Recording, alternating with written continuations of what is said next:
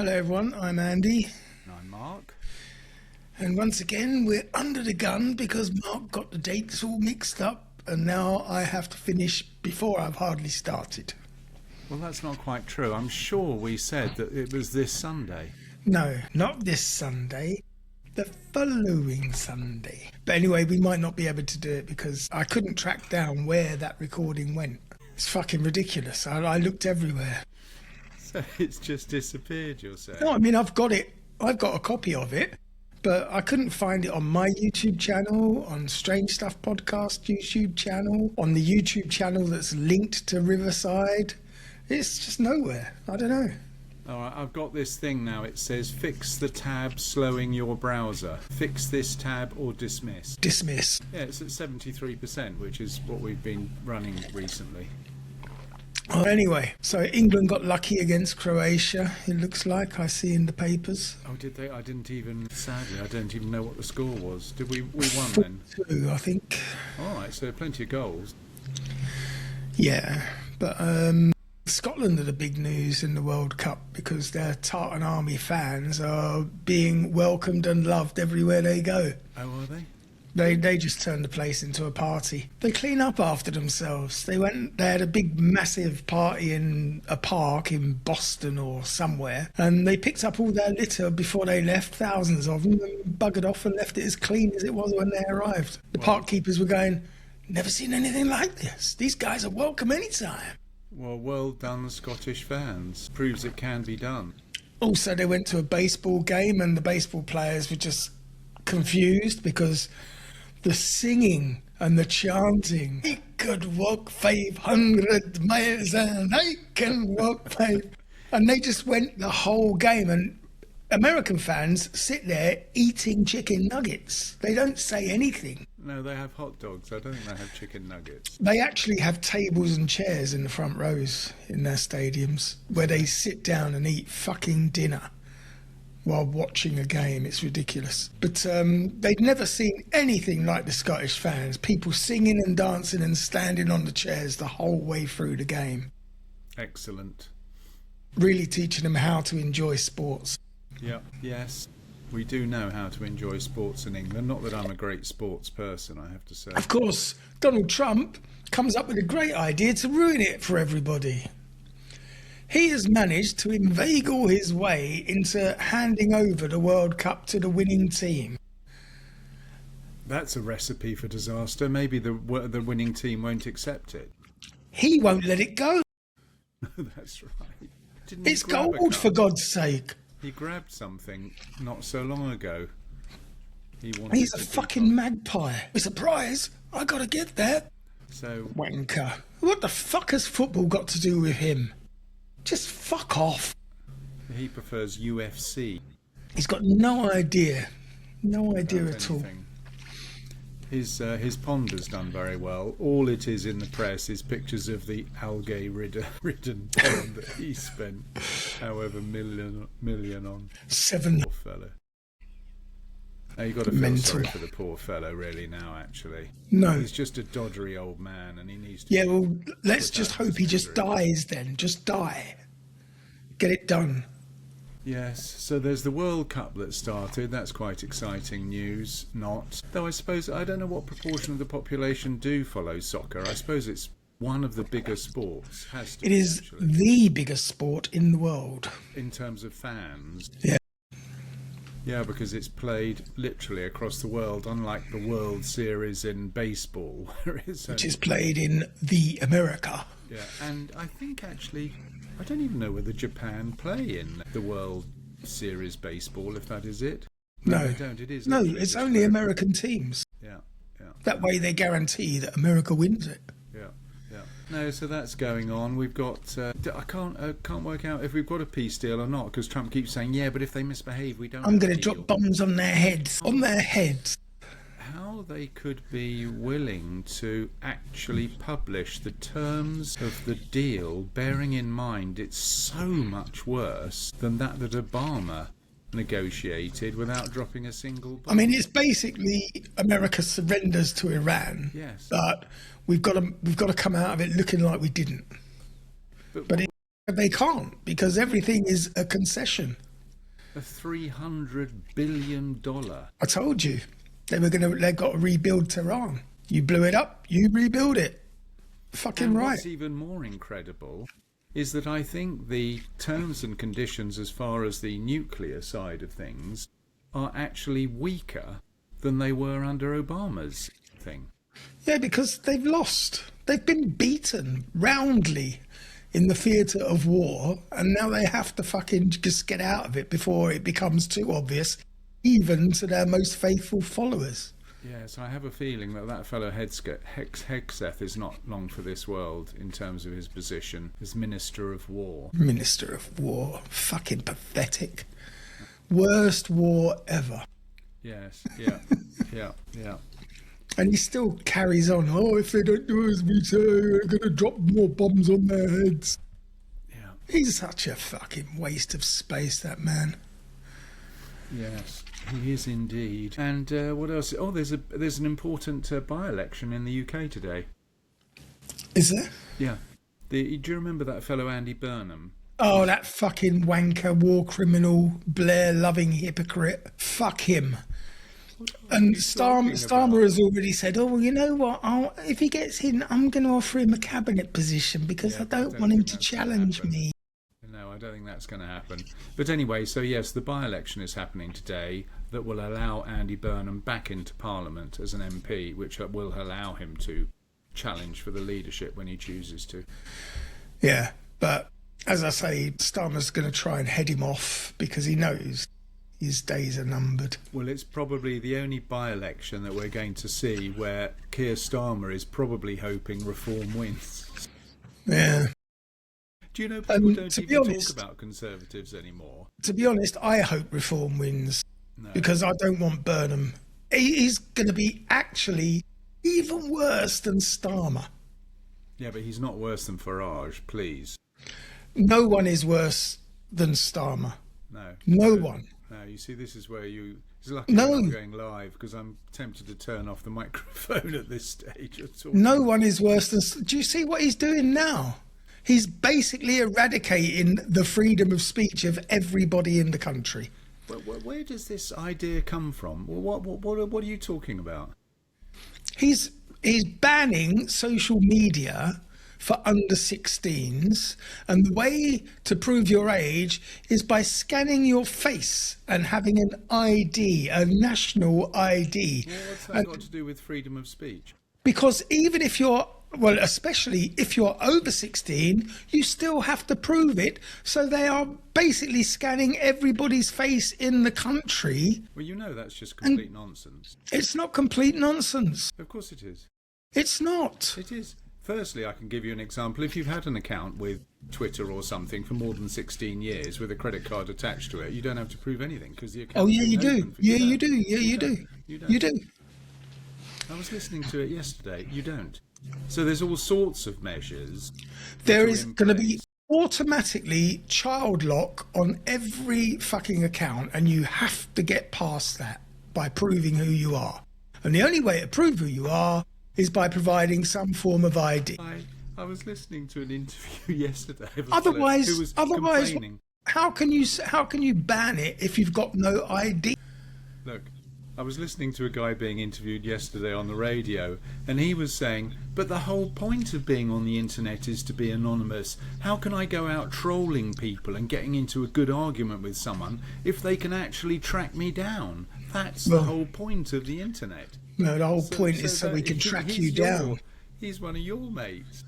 No, sorry, but it's wrong. It's wrong. They're trying to absolutely bring in fucking mandatory ID through the back door. That's all they're trying to do. And also, now the British taxpayer are subsidising French heating bills. Well, they've been doing that for years. Apart from the fact that French own all our electricity companies anyway, we're now contributing towards their energy costs. Why are you changing the subject? But what are you talking about now? What's this? What are you talking about? It was in yesterday's paper. Made me so mad. When you say yesterday's paper, you're talking about the Sun or the Daily Mail, aren't you? Oh, it's all I've got. Exactly. It's like, did that idiot Robert Jenrick was talking about killing donkeys on Dartmoor yesterday. Did you hear that? No. He was saying how outrageous it was. The Labour Party want to cull 90% of wild donkeys on Dartmoor, and it was just complete and utter nonsense.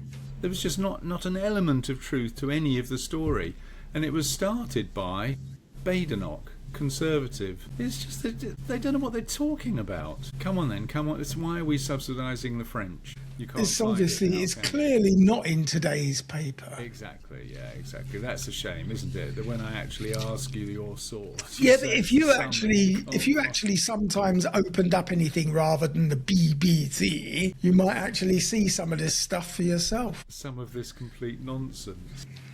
There's nothing like complete nonsense to get the blood boiling in the morning. That's what's so sad.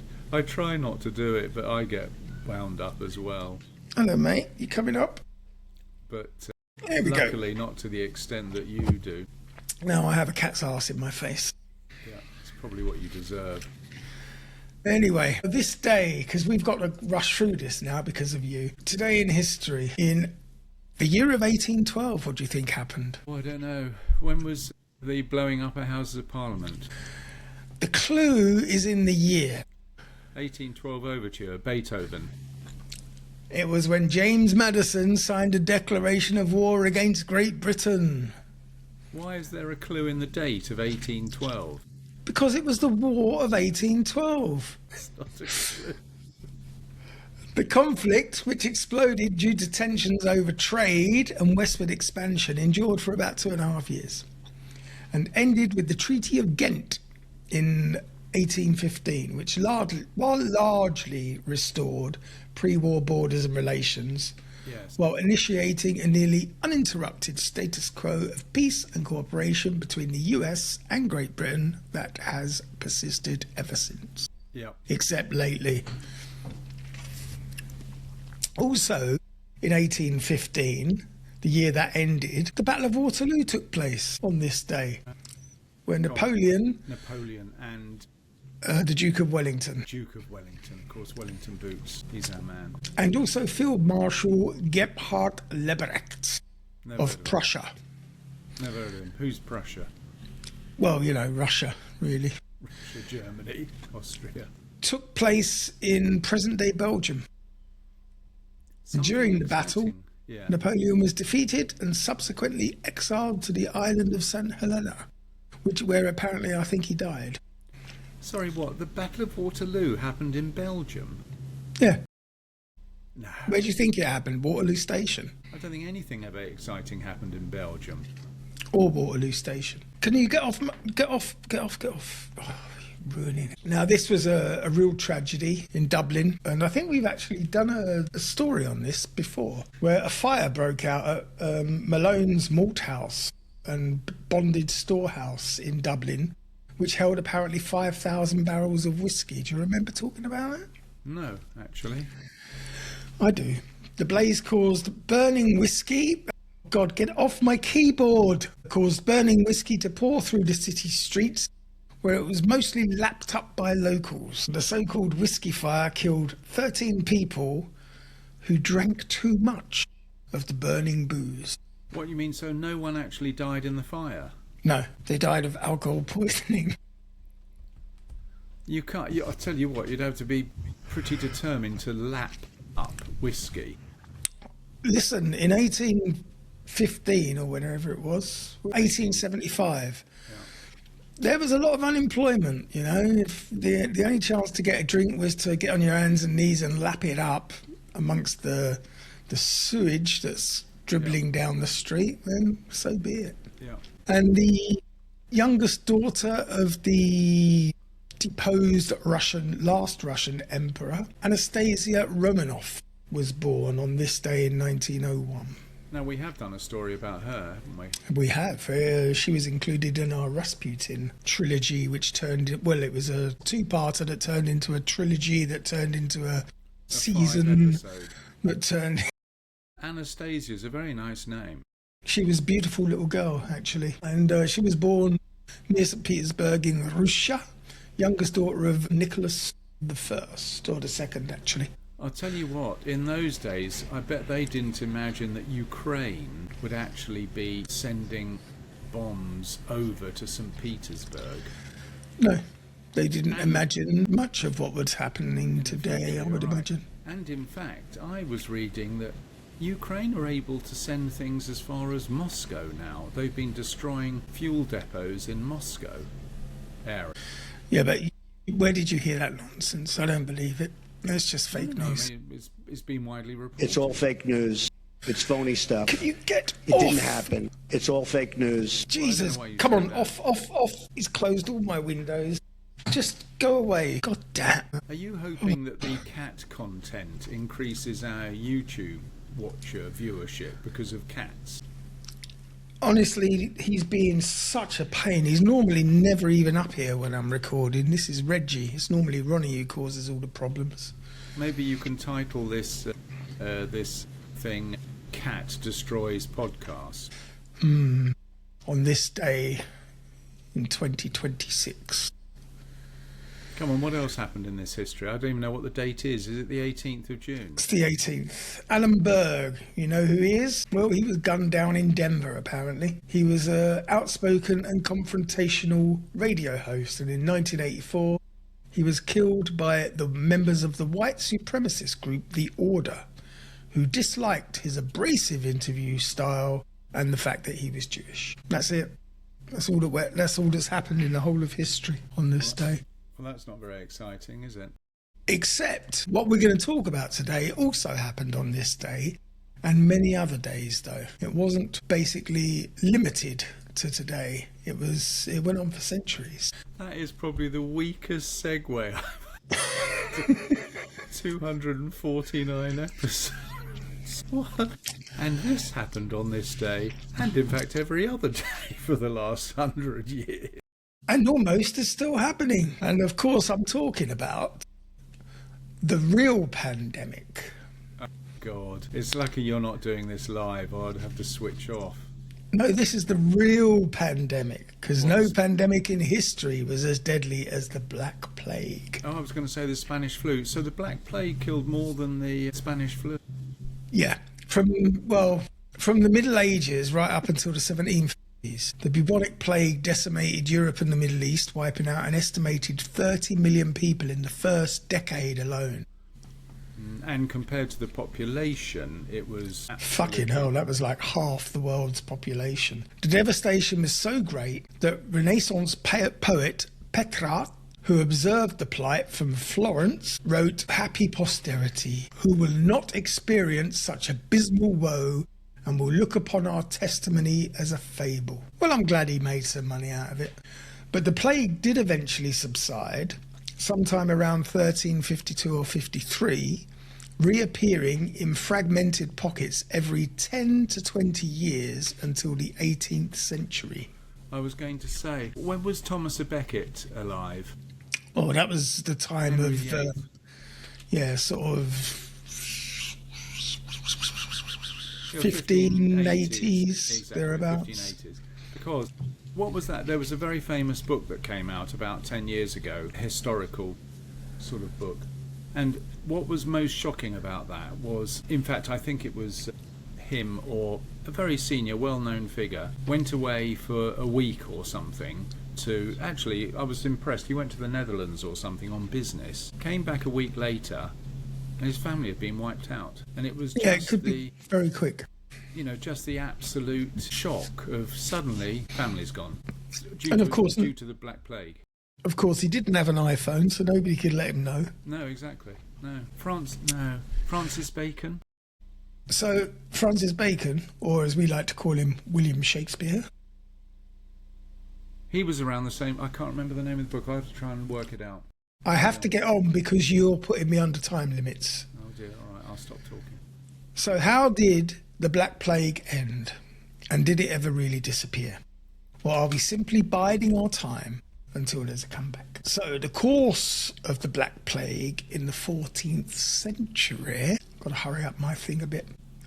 Otherwise known as the Black Death or bubonic plague, the Black Plague remains the most deadly pandemic in world history. Experts believe that the name Black Plague was actually a mistranslation of the Latin word atra mors, which could mean either terrible or black. So it was originally estimated that on average a third of the world's population of affected areas was wiped out by the plague over its most destructive decade between 1346 and 1353.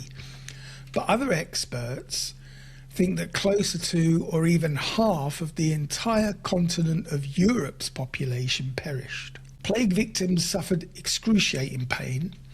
Don't want to hear the details.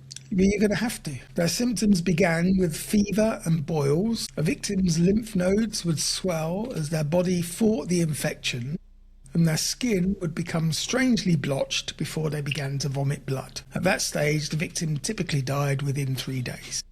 Italian chronicler Agnolo di Tura described the grisly aftermath as the Black Plague in his hometown of Tuscany. In many places in Siena, We don't need to do a bloody pizza chef voice. This is a serious subject. great pits were dug and piled deep with the multitude of the dead. And there were also those who were so sparsely covered with earth that the dogs dragged them out and devoured many bodies throughout the city. Ditura himself had to bury his 5 children because of the plague. It must have been a really bad time. So what proportion of the population died, did you say, in Europe? Half. It was 50%. Early researchers initially thought the Black Plague began somewhere in China, but that's just the ye old Daily Sun that probably spread that rumour. But more research has shown that it most likely formed in the steppe region of Eastern Europe and Central Asia. But again, I don't trust any of this research.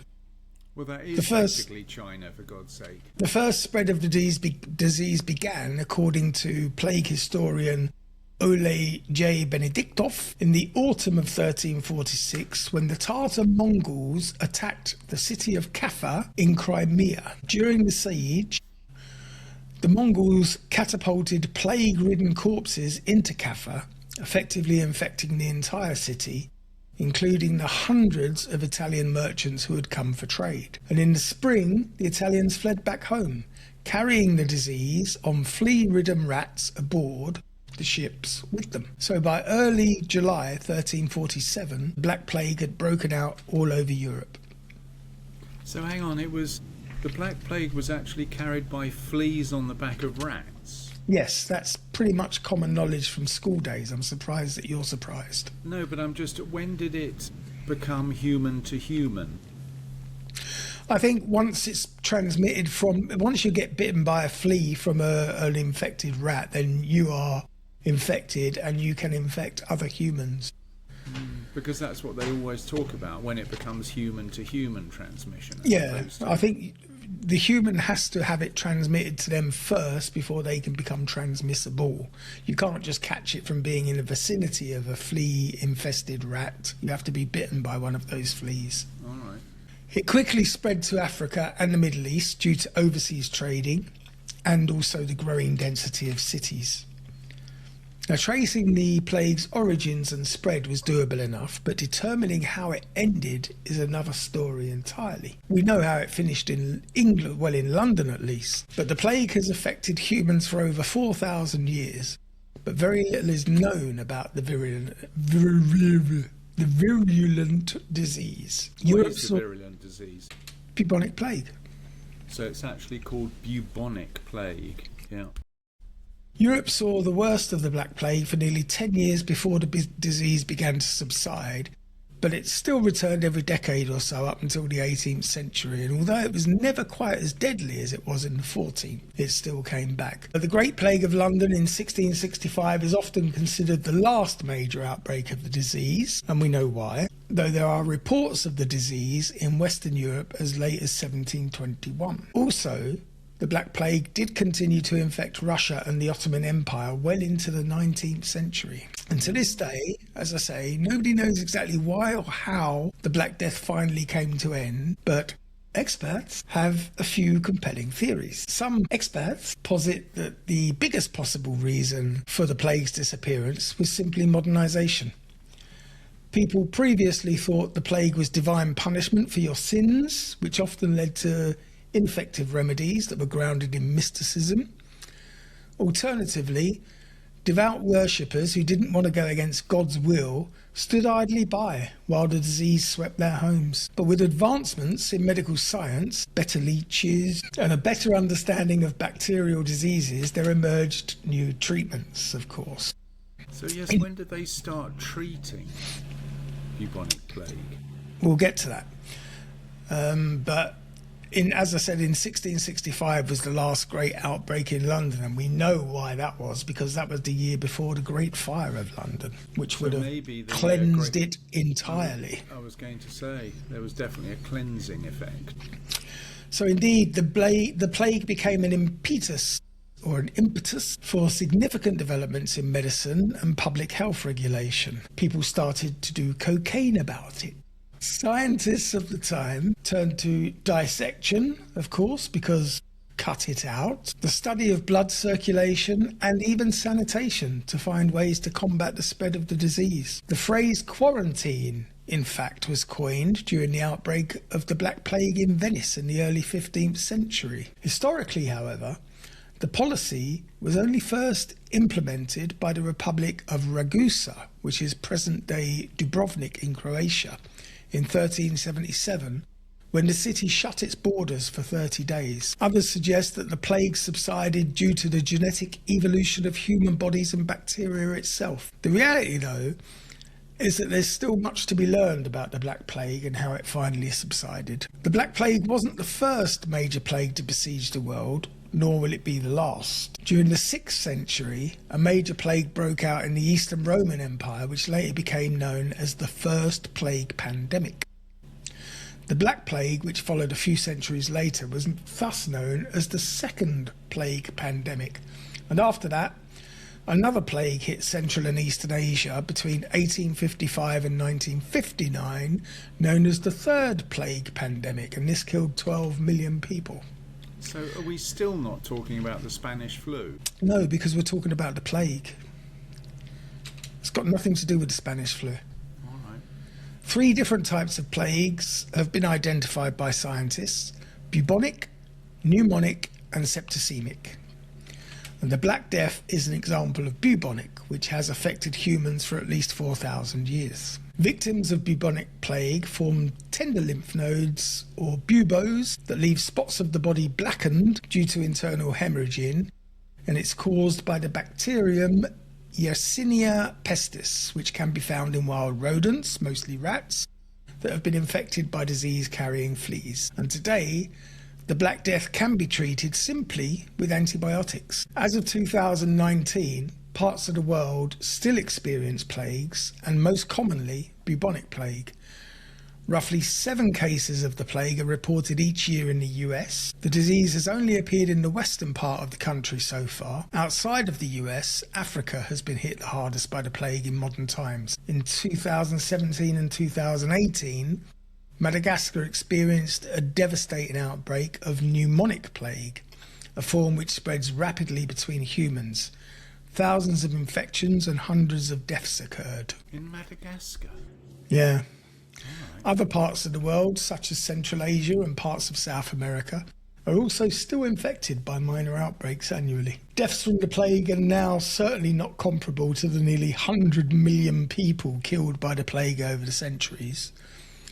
But still, our lack of understanding of this persistent disease is cause for concern. As award-winning biologist David Markman noted, a plague is a disease of animals, and as humans encroach further on the habitats of wildlife, it becomes more likely that disease spreads between us. And for all we know, the next major plague could be lurking just around the corner. So the Black Death, being the deadliest epidemic of bubonic plague in history, wiping out some 25 million Europeans alone in just a few years. Out of desperation, cities hired a new breed of physician. This is my favourite bit of the story now. Who were either Second-rate physicians, you can imagine how bad they would have been, young physicians with limited experience, or physicians who actually had no certified medical training at all. What was important, the only qualification you required, was that the plague doctor was willing to venture into plague-stricken areas and count the numbers of the dead. After more than 250 years fighting the plague, hope did finally arrive with the invention of the 17th century equivalent of a hazmat suit. And what was this one with a peaky front, like a beak? Yes. Unfortunately, it didn't really work very well. What was the idea of the big beak? I'm going to tell you. The uniform was designed to protect a doctor from contamination. The primary responsibilities of the plague doctor were not to cure or treat, remember. Their duties were administrative and laborious, as they basically kept track of casualties of the Black Death, assisted in the occasional autopsy, or witnessed wills for the dead and dying.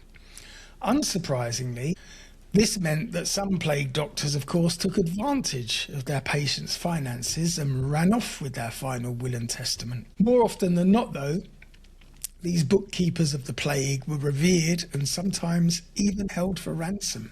They were hired and paid for by local municipalities, and plague doctors saw to everybody, regardless of their economic status, although they did occasionally invent their own cures and tinctures, which they included with a fee to wealthier patients. So the old snake oil salesman was even around then. Absolutely. It was not immediately obvious to doctors and victims alike how exactly the plague spread, of course. And by the time of the 17th century, though, physicians had subscribed to the miasma theory, which was the idea that contagion spread through foul-smelling air. Prior to this time, plague doctors wore a variety of protective suits, but it wasn't until 1619 that a uniform was invented by Charles Delorme. The chief physician to Louis Delorme described the plague doctor costume like so. The nose is half a foot long, shaped like a beak and filled with perfume. Under the coat, we wear boots made in Moroccan leather, goat leather, and a short-sleeved blouse in smooth skin. The hat and the gloves are also made of the same skin, with spectacles over the eyes. Now, because they believed that smelly vapours could catch in the fibres of their clothing and transmit disease, Delorme designed a uniform of a waxed leather coat, leggings, boots and gloves intended to deflect miasmas from head to toe. The suit was then coated in suet, which is basically hard white animal fat, to repel bodily fluids. The plague doctor also donned a prominent black hat to indicate they were in fact a plague doctor. They weren't too far from the truth, actually. I mean, they had a pretty, More by luck than skill, they did protect themselves a little bit, but the beak filled with perfume was way off the mark. The doctor carried a long wooden stick, which he used to communicate with his patients. You were there! You were there! Examine them and occasionally ward off the more desperate and aggressive ones. By other accounts, patients believed the plague to be a punishment sent from God, and they requested the plague doctor whip them in repentance. Foul-smelling air was also combated with sweet herbs and spices like camphor, mint, cloves and myrrh, stuffed into a mask with the bird-like beak. Sometimes the herbs were set alight before they were put in the mask, so that the smoke could further protect the plague doctor. I'm surprised they didn't bloody pass out and suffocate these poor people. Oh, God knows what they were doing under that coat. I'm sure there were some that found it very entertaining. They also wore these round glass goggles, a hood, and leather bands tethered the goggles and the mask tightly to the doctor's head. So beside the sweaty and horrifying exterior, the suit was deeply flawed in that it had air holes poked into the beak. As a result, many of the doctors contracted the plague anyway and died. Though Delorme was lucky enough to live to an impressive 96 years old, most plague doctors had a very short lifespan, even with the suit, and those who didn't get sick often lived in constant quarantine. Indeed, it could be a lonely and thankless existence for the plague doctors of yore. I wonder how many people actually recovered from the plague. Well, not that many, obviously, looking at the mortality rates. Because doctors treating the bubonic plague were confronted only with the horrific symptoms and not an in-depth understanding of the disease, they were often allowed to conduct autopsies. These, however, tended to yield nothing. Plague doctors consequently resorted to some dubious, dangerous and debilitating treatments. As I said earlier, they were largely unqualified. So they had less medical knowledge than real physicians who knew nothing and who themselves subscribed to incorrect scientific theories. Treatments then ranged from the bizarre to the truly horrific. They practiced covering the buboes, or the pus-filled cysts, which were the size of eggs, found on the neck, armpits and groin, in human shit, which probably spread further infection. They also turned to bloodletting, of course, and the lancing of the buboes to drain the pus. Both practices quite painful, although the most painful was probably when they poured mercury over the victim and placed them in the oven. It's just These are your experts that you revere so highly. experts in the 1600s, Andy. Yeah, there's no difference. We haven't progressed. They're still No, the you're same right. fucking We still bumbling put idiots. patients in the oven. Yeah. Yeah, except now they call it an MRI machine and they radiate you instead of cooking you.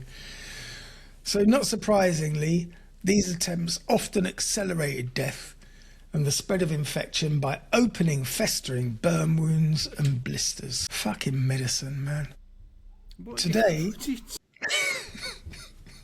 Today, we know that the bubonic plague and subsequent plagues like pneumonia were caused by the bacteria Yersinia pestis, which was carried by the rats and was quite common in urban settings. The last urban outbreak of plague in the US occurred in LA in 1924, and we've since found a cure in common antibiotics. So this early hazmat suit and those horrific treatments remain thankfully in the past, but the willingness of plague doctors to separate the sick from the healthy, to burn the contaminated and to experiment with treatments has not been lost on history. In Venice, this is the last segment of the whole episode, by the way, in case you're starting to panic. No, but I'm just, I don't know why you're so surprised at the type of treatment. They didn't know anything. They were flying. Most people just didn't have a clue what they were doing. Yes, but if someone told me, I'm not a qualified doctor, but I reckon if you cover that wound with your own shit, it can't do any harm, But when you say, I would question that. no, but in the 1600s, how many bloody qualified doctors were there? I don't care. I would question anyone who tells me to shit in my own wounds. I'll tell you what, I don't think you would be in a position. I'll tell you what, if you were suffering from that and you had those nasty pustules or whatever you call it, all over your Buboes. body, you'd be wanting to believe anything. Oh, if you say so. You're going to be lying there at death. Oh, I don't like that idea. Is that what you're going to be saying? No, because I don't speak like that. I would say you can shit in your own wound, mate, and fuck off out of my hovel. You wouldn't be talking like that if you were on the bed, Andy, I can tell you. In the Venetian lagoon, because if you've been to the Venice, you know there's a lagoon, sits Poveglia Island, which is a small, unpopulated landmass cut down the middle by a canal. And for all its unassuming appearance, however, it has a dark history and is said to be one of the most haunted places in Europe. A continent which is saturated with tales of ghosts and the paranormal. I think And many the of Hotel these- Cipriani is there, which is one of Yes. the nicest hotels in Venice. Yes, and it's within sight of St Mark's Square as well. That's right, across the water, yeah. Now, many of these ghosts come courtesy of the Black Death, which swept through Europe, as we know, in the 14th century, killing off millions and cutting the entire population of some cities in half in a matter of months or even weeks. And the bubonic plague did not stop after the famous outbreak of 1348. I Instead, still can't get over the fact that you read these things and you're talking about literally half a city dies in the space of a few weeks or months, and you're going to be lying there complaining whether you have a qualified doctor to treat you or not. Yes. You I want the best medical care available, not the bloke who was thrown out of the butcher shop because he didn't know how to cut a chop. Instead, it reappeared again and again for centuries. Now, in Venice, which was at the time Europe's dominant trading port during the late Middle Ages and the Renaissance, officials took advantage of the Venetian lagoon's islands to isolate and manage its plague outbreaks. So for centuries, Poveglia Island was Venice's solution to the plague, an isolated quarantine site where victims of the plague were sent after infection, with few ever leaving the island again. Now, this island is just 17 acres, but it housed over 160,000 plague victims through the centuries, and officials did more than just quarantine the sick and soon to die. They burned the corpses to stop the spread of the disease, and it is said that human ash from these cremations make up more than 50% of the island's soil even centuries later. It sounds a bit like hell, I think just that's in northern Italy. That's a bit of an exaggeration. Come on. 160,000 people. Yeah, 160,000. I can do it on my calculator. Carry on. I'll do it on my calculator. Now, the Venetian lagoon itself houses 166 islands, including a small island directly south of the St. Mark's Square area known as Poveglia Island. That's only 16,000 tons. This small dot of land has housed people since at least the 5th century, when Romans escaped Goth and Hun invasions by fleeing to more defensible islands in the lagoon. As Venice grew into a major power, Poveglia became an important defensive location. In the 14th century, the Venetians built a fort on the island, establishing an outpost that could destroy enemy ships that tried to reach the city of Venice. But when the plague ravaged Europe, Poveglia Island became the quickest and eventually permanent solution to the outbreak.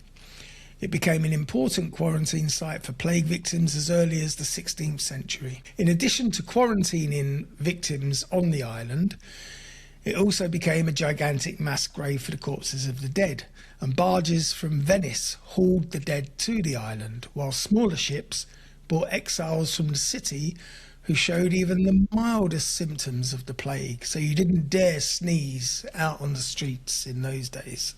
On the island, plague victims spent 40 days waiting to see if they would die or recover. Most died.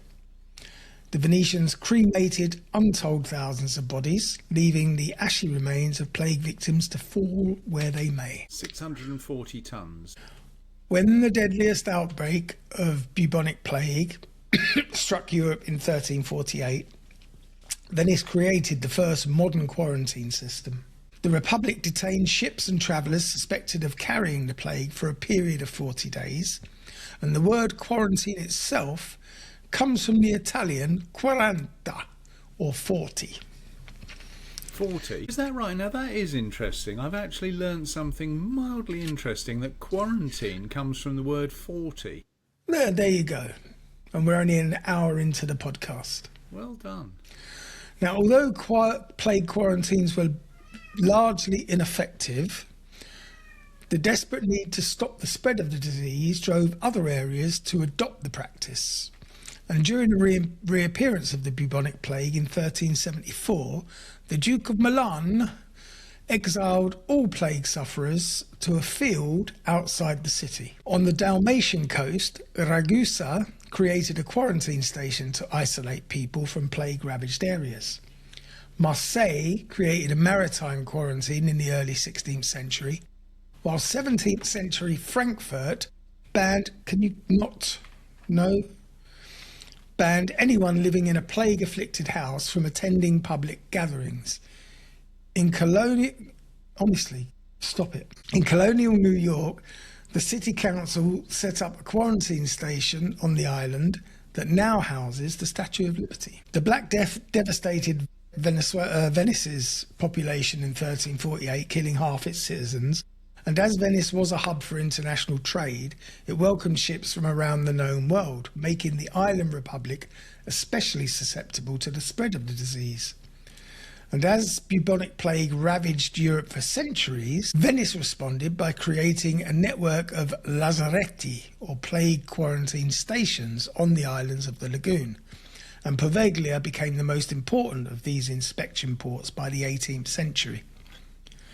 In 1485, Venice's ruler, Giovanni Mocenigo, died from another outbreak of the plague, which spurred the city to create several quarantine colonies on isolated islands. When plague struck the town, everybody sick or showing any suspect symptoms were restricted on the island until they recovered or died. On Lazaretto Vecchio, an island northeast of Poveglia, the number of corpses soon overwhelmed the city's capacity to bury them, and archaeologist Vincenzo Gobbo said about 500 people a day used to die on Lazaretto Vecchio, and we simply had no time to take care of the burials. It looked like hell, wrote 16th century chronicler Rocco Benedetto. The sick lay 3 or 4 in a bed. When plague victims died, they were thrown into mass graves. Workers collected the dead and threw them in the graves all day without a break. Often, the dying ones and the ones too sick to move or talk were taken for dead and thrown onto the corpses. From the 16th century on, Poveglia Island housed plague victims, and there many breathed their last and were cremated or buried in mass graves. But the island became even more important in Venice's epidemic protection plans and prevention plans in the 18th century. In 1777, Venice's Magistrate of Health turned Poveglia Island into its primary plague checkpoint, so that any ship sailing into Venice had to stop there first for an inspection. And if any sailor showed signs of the plague, Venice quarantined them on Poveglia. Poveglia Island remained a quarantine site until 1814, and owing to its haunting legacy as the city's go-to quarantine station for the plague, Venetians began calling the island of Ghosts. Adding to the dark history, in 1922, Venetians transformed the island by building a mental hospital. Naturally, rumours soon spread that a doctor at the hospital carried out morbid experiments on his patients, only for the doctor to reportedly die after falling from a bell tower on the island. What was he doing up a bell tower? Probably ringing the bell to plague, plague, ding, ding. The hospital closed its doors, and you won't believe this, in 1968. We were alive. Yeah. Leaving Poveglia Island once again abandoned. And now, not surprisingly, stories of plague victims and now, of course, abused psychiatric patients haunting Poveglia continue to this day. In 2014, Venice unsuccessfully tried to auction off the island, but the deal fell through and the island's status remains in limbo. Oh, I see. So it is empty. It's still uninhabited. So Yeah. I was talking nonsense about the hotel being there. So today, the Island of Ghosts is completely off limits to visitors. But why anyone would want to visit such a place in the first place is anybody's guess. No, but you're the sort of person who would pay, wouldn't you? A day trip to the Ghost Island. That's the sort of thing you'd sign up for straight away. I mean, that sounds like a bargain. You'd get your beak costume out, stuff your nose full of strange herbs. No, I would use Hugo Boss. Anyway, that's all I've got. That's the history and... The other thing that came to mind is you used the word lazarette. No, I did not. Yes, you did. No, Several times. it was Lazetta or something. It was an island near Poveglia. I'm not going to go back to my script now. No. But I understand what you. I understand what you were. No, it was an island. It was the name of an island. Oh, I see. So it wasn't like It wasn't the lazarette. word for hospital in Swedish. No, All right. no. I knew what you were alluding to because I'm used to the way your mind doesn't work. I mean, as I say, I think it's just incomprehensible. Just think how you reacted to the COVID, as you describe it, non-pandemic, just think what you would have been. Oh, it's all nonsense. It's all fake news. Well, when no, you're because sitting the there with person your I great was big saying that pustules on your to, head. the person I would be saying that to in the pub would die in front of me while I was saying that. Because you that might was a believe real it. pandemic. That's what a pandemic is, when you do have bodies in the streets piling up. That's what you need, is it? In your Yes. mind, in Yes. 2026. That's what they bodies piling promised up in us. the street. That's what they promised us. Bodies in the streets, they promised. What happened? Nothing. Anyway, that So that sadly, was the Black Death, the bubonic plague. Well, that's Yes. a nice, happy episode. Well done, Andy. Good choice. that was a good episode. That was Midsummer. incredibly interesting and important stuff. Remind me what I learnt. You learned Quarantine. that quarantine comes from the word 40, because you were left there for 40 days to see if you died or not. Do you think that had something to do with the Bible, why they chose 40 days? No, it was probably because an expert said 30 days is not enough, 50 many. And sorry, what was the thing, the reference to the States? The Statue of Liberty? That was also where the Statue of Liberty stands now. That was a quarantine island. All right. What's the island called? I'm not telling you, because that means opening my script up again and you can fuck off. I'm not going through that nonsense. So thanks for listening, everybody. Hope you enjoyed it. This was episode 249. So next week's episode is going to be the big 250, and I still haven't decided what we're talking about. Probably how my cats died. Is that the tragic end to Rodney and Reggie? Anyway, have yourselves a strange week. Yep. In the meantime, don't get the plague. If you do, go to Venice, spread it unconditionally and without reservation, because that's what they did to us in the Middle Ages. Dirty bastards. Yeah. Anyway, we'll see you same time, same place next week. And if you're a Patreon, which you should be, it's actually half price at the moment to join. Well, we didn't have a price. How can it be half price? No, we do. We've got two prices, Oh, I see. but they've both been halved for 8 days or something. I pressed the button and it all went mental. All right. So I don't know.